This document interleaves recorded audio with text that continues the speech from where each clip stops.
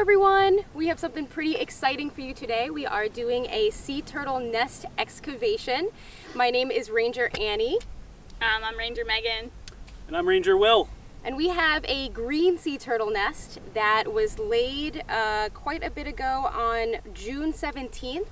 And it has gone through the process of all of the eggs growing up, and then a bunch of the hatchlings have come out and have made their way down to the ocean. So after that happens, we like to go in, check out what's happening inside of the nest, pull some things out, learn a lot about it, and we're going to take you along on that journey with us.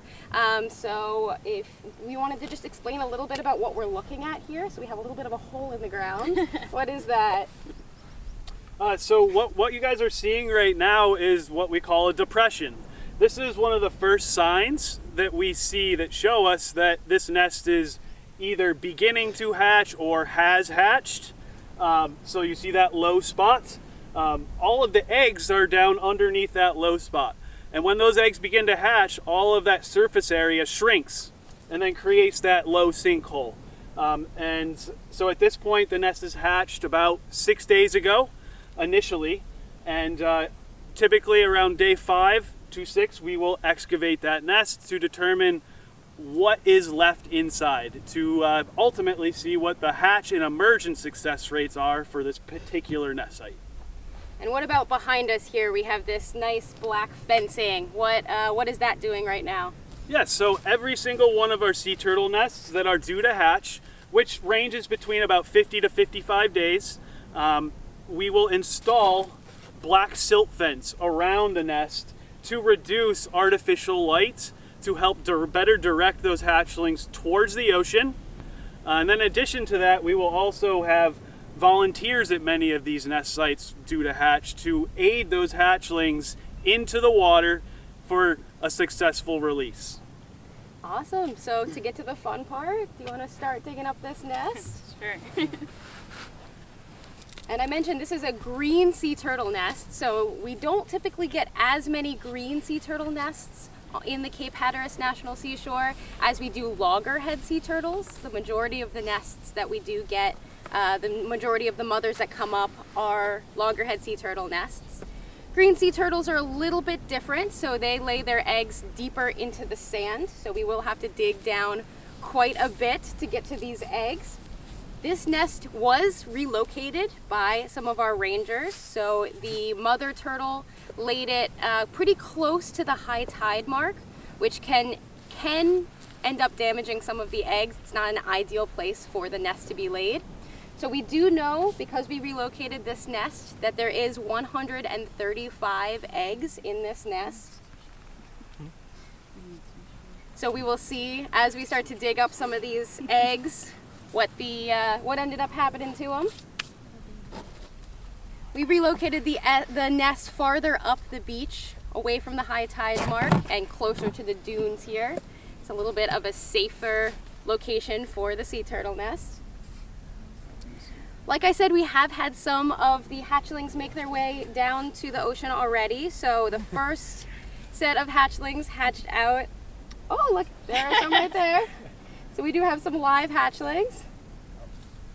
So upon excavation, we do end up with some live hatchlings from time to time that get their second chance to be released. So far we've got 4 hatchlings alive, healthy, ready to go. These hatchlings will be released this evening as the sun goes down for a more natural hatch experience. But generally, we will see if there is life in any of these nests we're excavating. They'll be towards the top. Most everything down below should be relatively hatched out. So it looked like we have 5 live hatchlings that we've pulled out right now.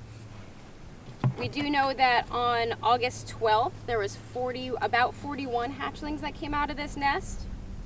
And then the days after that, we had some more hatchlings come out of the nest and make their way down to the water, so they don't always come out all at once.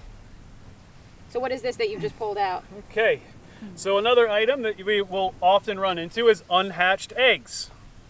So this nest, I believe, incubation-wise, should have hatched right around I believe 57 to 58 days or so of incubation. At this point, this egg is about 62 days old. Unhatched egg, generally speaking, what we'll do once we pull the entire remains of the nest out, we will actually open this egg to see in which state of development that it ceased to develop. So this is one unhatched egg from the green nest. That's a pretty typical looking sea turtle egg. It's round and white, a little bit squishy, not that hard shell that you would expect from a chicken egg. And then what is this? Okay, so next stage of what we'll find, this is what we want to see here, is hatched egg shells. So these are exactly what this unhatched egg is, except they hatched out. So what we'll continue to do is pull these remains and count these. So that's what these are, eggshells. For every eggshell we find is going to equal one hatchling that likely emerged from the nest.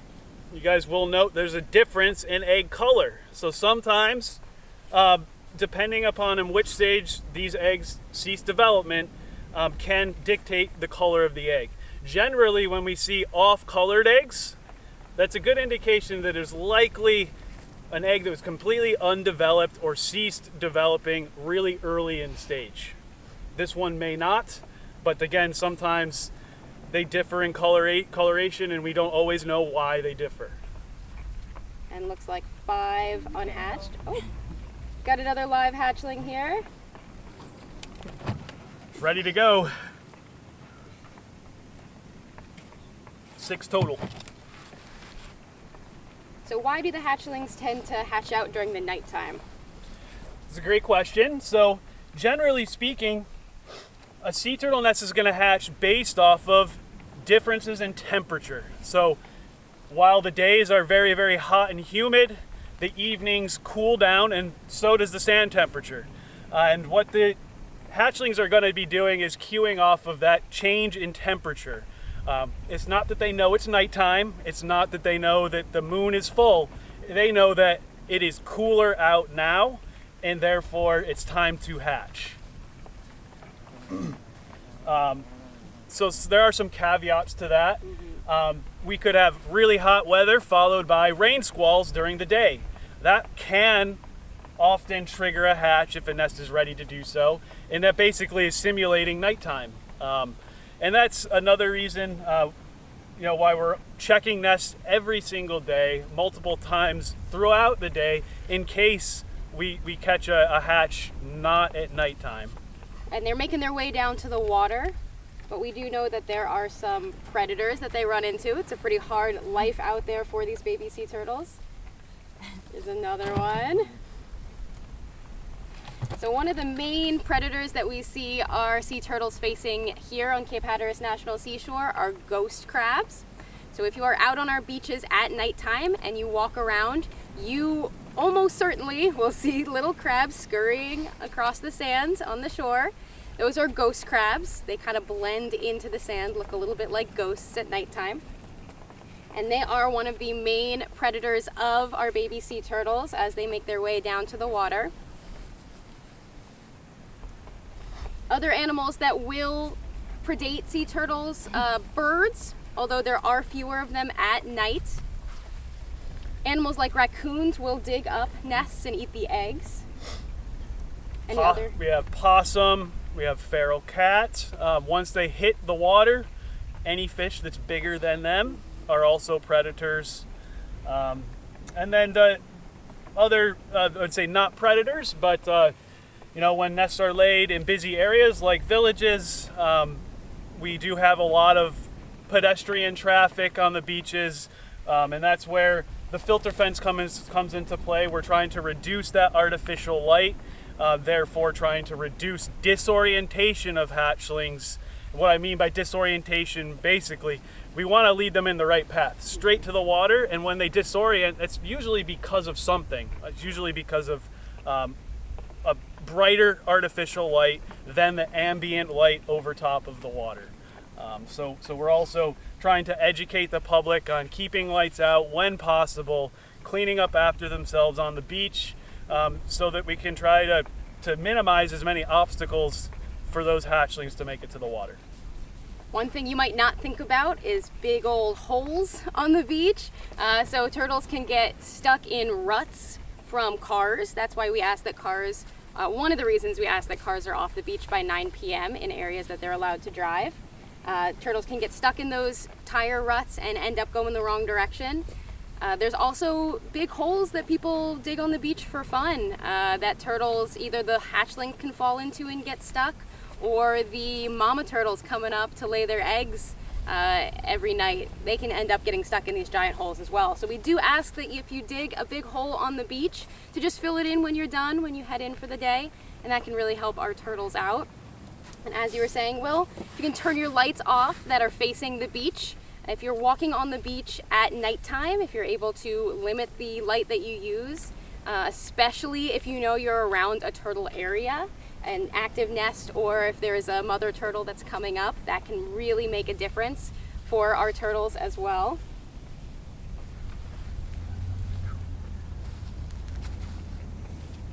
And then once the turtles are in the ocean, things like plastic, trash, all of that can end up being eaten by sea turtles. Plastic bags can end up looking a lot like jellyfish, which is one of the foods that some sea turtles eat. And that can end up in the stomach of sea turtles and can make them really sick. And so if we can avoid as much of that plastic ending up in the ocean as possible, that will really also help our sea turtles out. We're up to 90 eggshells. 90 eggshells, that's great. That means that's about 90 baby turtles that we think made their way down to the ocean. With these unhatched eggs, we will, at the end of the excavation, open them up to, again, see at which stage of development these eggs were lost. We're likely to find infertile eggs, so eggs that never were going to amount to anything. We also will find early, mid, and late stage embryos that just cease development. So those are the things that we're going to be out looking for, and honestly, knowing the answers to those sorts of losses do help us better understand at which point maybe weather patterns could have affected this nest. So if I find mostly early stage developed hatchlings, I could probably take a look at the weather about the first 3 weeks into this nest's incubation and see if there was a heavy rain associated with it or anything like that.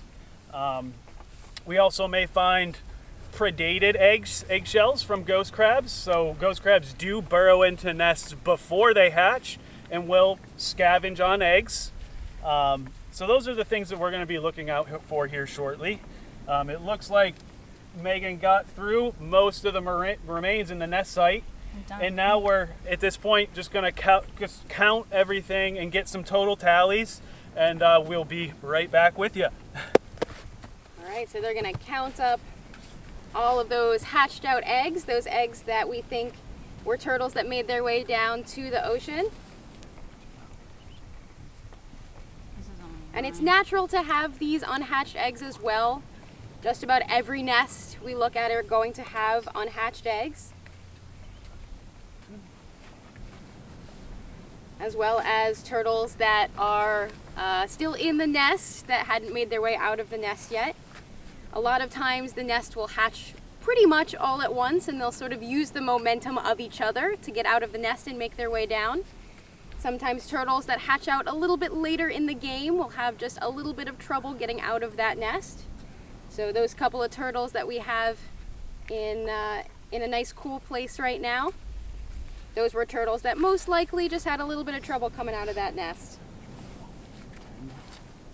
20, 30, 40, 50, 60, 70, 80, 90, 108 eggshells. 108. So you put it back in the hole. Why did you do that? So we put all the remains of every single nest back into the original nest site to continue to decompose like any other nest that would have been laid naturally. So if this had happened naturally, we would never have dug into it, and all those remains are incredibly important to to the life cycle of the beach. So all this beach grass behind us, any vegetation that you see out here, it feeds off of this nutrient load. So if we have, almost 300 nests on the seashore, that's 300 nests with up to 80 to 120 eggs that are gonna decompose over time, and that's a huge nutrient load for the vegetation that stabilizes our dunes. We had 108 hatched out eggshells. We know that there's 135 about eggs in this nest because, like I said, it was relocated, so these eggs were all taken out. Another live sea turtle going in a nice cool place with a little bit of sand in it for them to spend the day, this hot day, before they're released at nighttime. 28 total unhatched eggs. Quite a few unhatched eggs, but not as many that did hatch out. So is this a pretty good ratio for a nest? Out of 135 eggs, that's gonna be roughly around 85 to 90% hatch success. So this is a really good nest. There's always going to be some unhatched eggs in almost every single nest. That's the reason why they're laying 80 to 120 on average eggs per nest. Not every single one will make it. And so yes, this is a pretty good ratio at this point. So I'm going to get the eggs closer to Megan. We're going to start opening these. We're going to set aside a few to point out after we've counted most of them, because I do have to tally and get some pretty accurate counts here. That data, of course, always important. So once this nest started to hatch out, they kind of came in bursts. We had 41 hatch out around the first night, and then the second night there were about 14 that we predict hatched out. Slowed down a little bit. The next night there was only one turtle that we think hatched out. Picked up again on the 15th, 35 turtles hatched out. And then just this morning there was also one turtle that hatched out. So it was a little bit of a trickle as these turtles hatched out of their nests and made their way down to the ocean. Sometimes it happens like that. Sometimes most of them hatch out in the first night and fewer hatch out in nights after that. But it is why we waited a couple of nights. So the first hatch was the 12th. It is currently the 16th. So we always wait a couple of nights after that first hatch so that the straggler turtles, the turtles that are going to hatch out naturally on their own, are able to have a little bit of time to do that and to make their way down. So we have this black filter fence around this nest because we knew it was pretty close to hatching out. If you're out on our beaches and you see an area roped off that is just one white rope with 4 signs around it in a small square, that is a nest that we found on the seashore that is within its 60 days before it's going to hatch out. So we make sure that we protect that from vehicles, make sure that people stay out of that area to protect the nest while those eggs are growing. If you do see an area set up like this with this black fencing and a much larger protection area, means that is an area that is close to hatching out. So every nest, every single morning, our rangers go out and they look for the tracks of the mom sea turtle. So because they lay their eggs at nighttime, we often don't see the mother herself. We usually see the tracks that she leaves behind. And then they dig down, make sure that there are eggs in there, because there are times that mother sea turtles come up and look around but don't end up laying a nest. So we want to make sure there actually is a nest there. Dig down, make sure there are eggs in there, make sure it is in a safe place, not too close to the high tide line. And then cover it back up and place some piping just nearby the nest to make sure that if all those signs get washed away in a storm like we are pretty used to having down here in the Outer Banks, that we are able to find that nest again to continue to protect it. So you might be able to see up on the dune here, there's a pipe right here, right next to Megan. There's one just a little bit up the hill, and then there's actually another one all the way up on that dune, so that if there was a big hurricane that came through here, washed away all of this fencing, maybe washed away this pipe, maybe washed away that pipe, there would be another pipe, another marker that we would be able to trace down and find this nest again to continue to protect these sea turtles. so far of the unhatched eggs, we're finding mostly undeveloped embryos. So we've got about 5 eggs so far in. All are undeveloped. We do have one early stage embryo that we have off to the side right now. We're just going to keep counting. Undeveloped. And it looks like we've got about 8 sea turtle hatchlings alive in the bucket. None found dead. So that's great news. It's a really clean hatch overall. That is great to hear.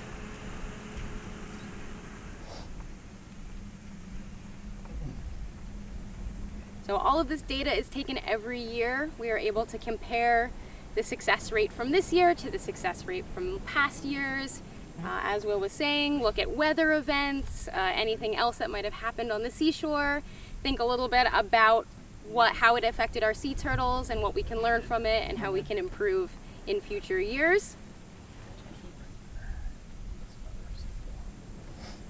This year, currently on the seashore, we have 292 loggerhead nests, 6 green sea turtle nests, and 3 Kemp Ridley sea turtle nests. So those are the main 3 species that we do find on the Cape Hatteras seashore.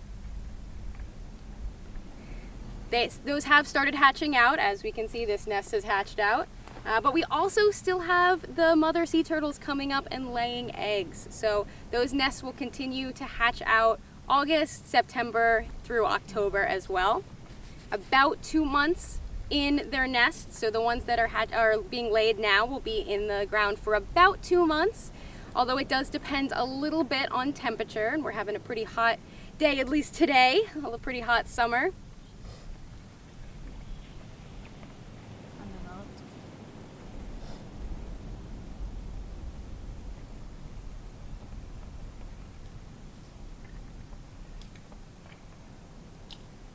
All 3 of those sea turtle species are endangered, but they are all slightly different. So the Kemp Ridley sea turtle, for example, they are unique in that they come up during the daytime to nest.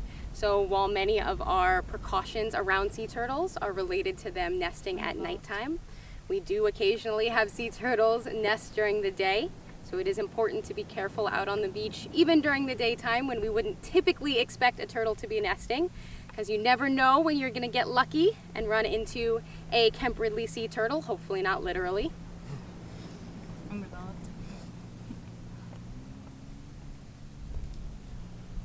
All mostly undeveloped still. Another great sign that these eggs were likely just never going to hatch. Undeveloped. So generally an undeveloped egg is going to look similar to a chicken egg that you might crack open for breakfast. You're going to see a nice yellow yolk with an egg white surrounding it. It's very similar to all eggs that we would normally eat. Undeveloped.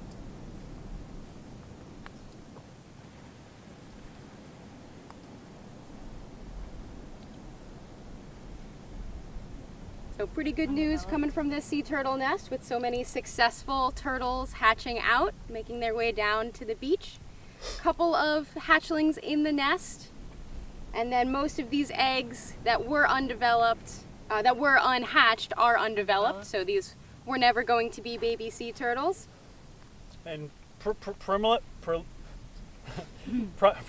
primary numbers here, we're at 109 eggshells, and we have 8 hatchlings alive in the bucket. So that really says to us that about 101 of these sea turtles made it successfully to the ocean. So only having 8 or so left in the bucket, that's a great success overall.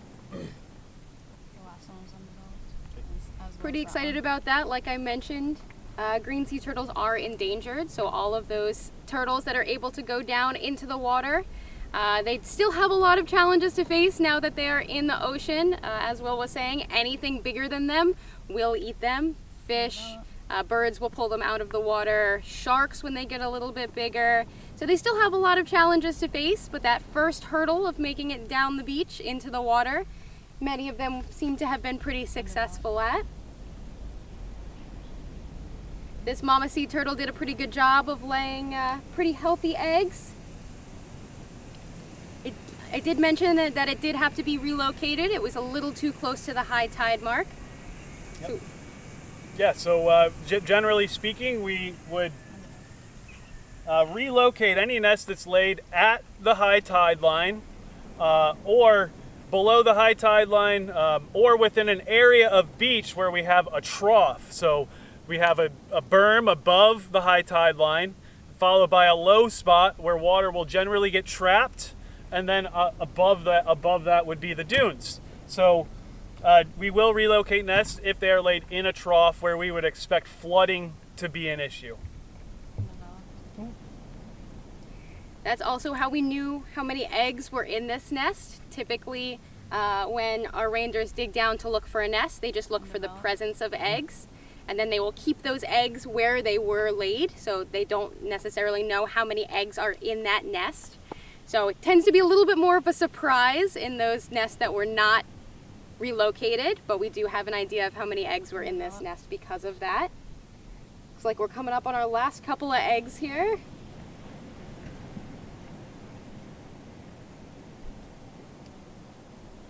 And all of these remains of these eggs, the shells as well as the inside, are going back into that hole. These shells are pretty soft, so unlike chicken eggs that will crack pretty easily, the shells themselves are a little squishier. So we've wrapped up the excavation. So overall, we've had 109 eggshells. We had 8 live hatchlings that we will release. All right, so we've wrapped up the sea turtle nest excavation on nest number 40, and we have a total of 109 eggshells, 8 live hatchlings, and 28 unhatched eggs. Of those 28 unhatched eggs, we have 25 of those that were undeveloped, 2 early stage, and 1 mid-stage embryo. Again, very, very successful nests, right around 85% hatch success and just slightly less on the emergent success. So overall, great nest, and couldn't have gone any better without our volunteers, as well as all these extra protection measures that we've already talked about. Go now. So here is a green sea turtle hatchling that came out of this excavated sea turtle nest. As I said, these guys will be released this evening. So this is much different than a loggerhead sea turtle hatchling. Generally, you can see that really, really white belly, which is very different from a loggerhead. The size overall of a green is much bigger than a loggerhead, about twice the size. And those flippers, those front flippers, are a key distinctive characteristic. Nice and big, long, and again, that nice bluish black tint to the top of the carapace. So he's going to go back in the bucket until tonight. So that wraps up our nest excavation for today. We want to thank you all for joining us, and thank you all for everything you do to make these nests such a success, caring about our sea turtles. So we'll see you next time.